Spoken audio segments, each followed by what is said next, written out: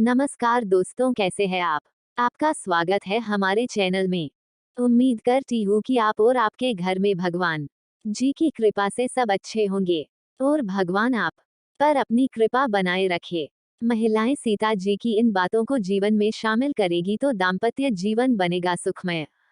भगवान श्री राम व माता सीता जी का चरित्र सबसे उत्तम और आदर्श माना जाता है। वाल्मीकि रामायण के अनुसार माता सीता ने जब से दाम्पत्य जीवन में प्रवेश किया तब से लेकर अंतिम समय तक संघर्ष ही करना पड़ा।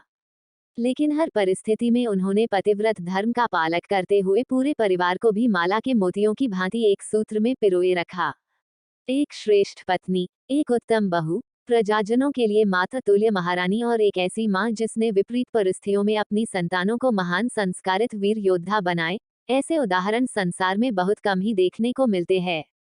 अगर माता सीता के जीवन की इन बातों का वर्तमान की स्त्रियां जीवन में अनुसरण करने लगे तो दाम्पत्य जीवन सुखमय हो सकता है।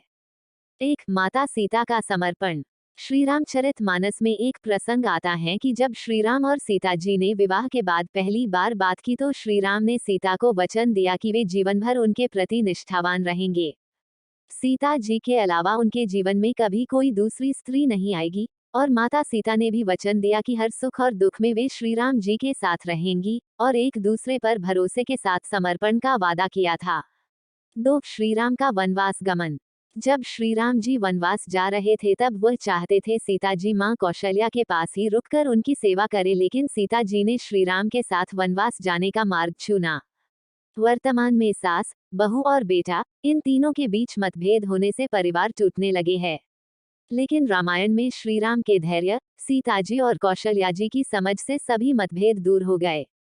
3. सीता जी ने ऐसे समझी राम के मन की बात। केवट की नाव में जब सीता जी ने श्री राम के चेहरे पर संकोच के भाव देखे तो सीता ने तुरंत ही अपनी अंगूठी उतारकर उस केवट को भेंट में देनी चाहिए, लेकिन केवट ने अंगूठी नहीं ली। केवट ने कहा कि वनवास पूरा करने के बाद लौटते समय आप मुझे जो भी उपहार देंगे मैं उसे प्रसाद समझकर स्वीकार कर लूंगा। 4. सीता जी के चेहरे पर संकोच। एक बार श्री राम जी के चेहरे पर संकोच के भाव देखते ही सीता जी समझ गईं कि राम केवट को कुछ भेंट देना चाहते हैं, लेकिन उनके पास देने के लिए कुछ नहीं था। ये बात समझते ही सीता ने अपनी अंगूठी उतारकर केवट को देने के लिए आगे कर दी। 5. श्री राम के साथ वनगमन। सीता जी और राम जी वन में साथ रहे, उनकी यह बात इंगित करती है कि पति पत्नी गृहस्थी की धुरी होते हैं। ऐसी सफल गृहस्थी ही सुखी परिवार का आधार होती है। अगर पति पत्नी के रिश्ते में थोड़ा भी दुराव या अलगाव है तो फिर परिवार कभी खुश नहीं रह सकता। परिवार का सुख गृहस्थी की सफलता पर निर्भर करता है। 6. सीता में थे ये सभी गुण। माता सीता जी की भांति ही प्रत्येक स्त्री में ऐसे कई श्रेष्ठ गुण होते हैं जो पुरुष को भी अपनाने चाहिए। प्रेम, सेवा, उदारता, समर्पण और क्षमा की भावना स्त्रियों में ऐसे गुण हैं जो उन्हें देवी के समान सम्मान और गौरव प्रदान करते हैं।